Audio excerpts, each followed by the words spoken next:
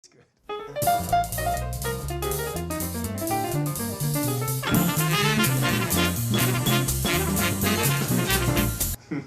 It's okay.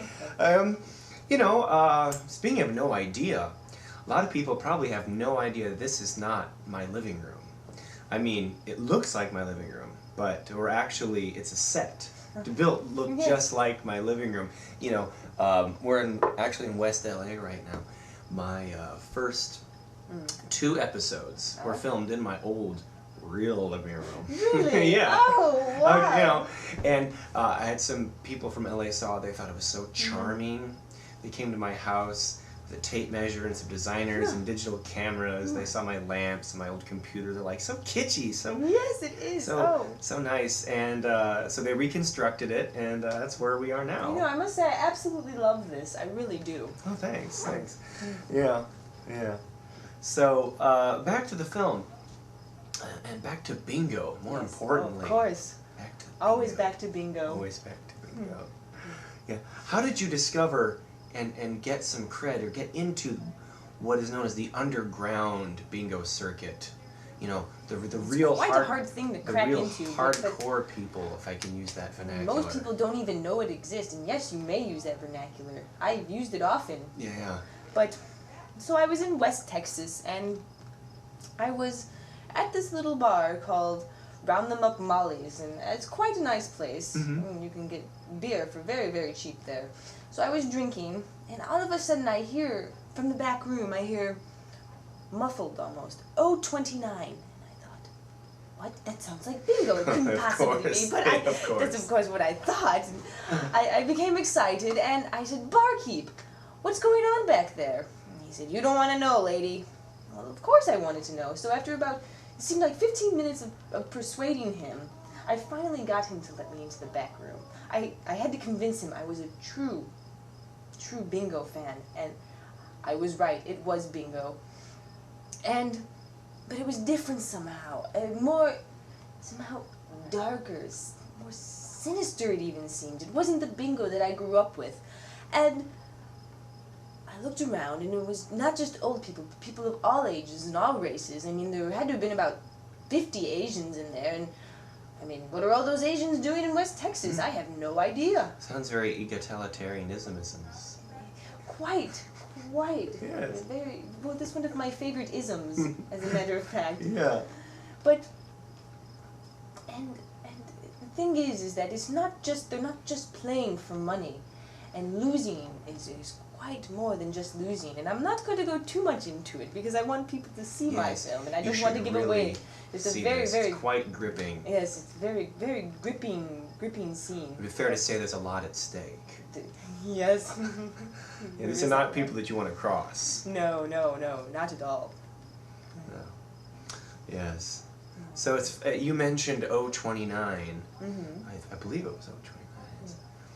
I've always been partial to N45. N45, really? Yeah, that always a clincher comes in for me. This is B12 for me. Ah, yeah. Okay. So that was surprising to me when you said because I sensed a B energy around you when you came in really? today. Oh, wow. So speaking of surprising, were there any surprising moments when you were filming where you were kind of taken outside of your agenda?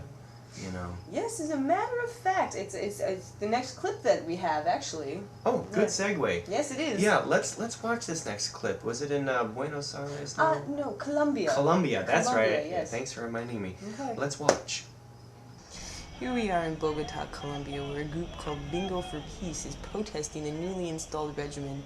The police showed up shortly afterwards, and unfortunately things got rather ugly rather quickly.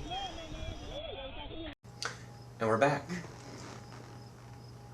That was intense. I know. It's one of the more intense segments of the film. Yeah, that was bingo. People really They take it quite seriously, Tom. they get into bingo. Oh, yes, they do. Yes. Your first film wasn't a success. Ooh. Why? Oh, I knew you'd bring this up. I knew you would. Well, I'm rough on my guess. I know. I don't think it was so much the subject matter. I think it was very well put together. I mean, I don't mean to toot my own horn, but I thought it was quite good. But the production company, the title and the marketing was all wrong, and I do blame myself for that. The production company said the title was a little too blunt, and I mean, at the time, I mean, rich white males stop oppressing us sounded wonderful, and I didn't think there was anything wrong with that. An artist must be direct. Yes, exactly. And honest, exactly. true to yourself. That is exactly what I told them, but yes, unfortunately, it didn't quite work out. Remembering that summer, I tried my best to stop a DVD burning party Really? up the street from my thank house. you.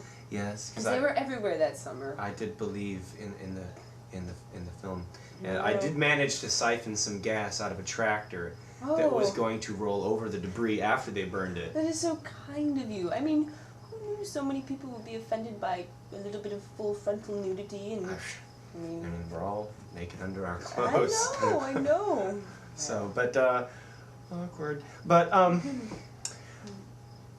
Bingo is not his name-o. Yes. The new documentary by my guest Rhonda Sinclair comes out August 31st. Theaters everywhere. Hooray!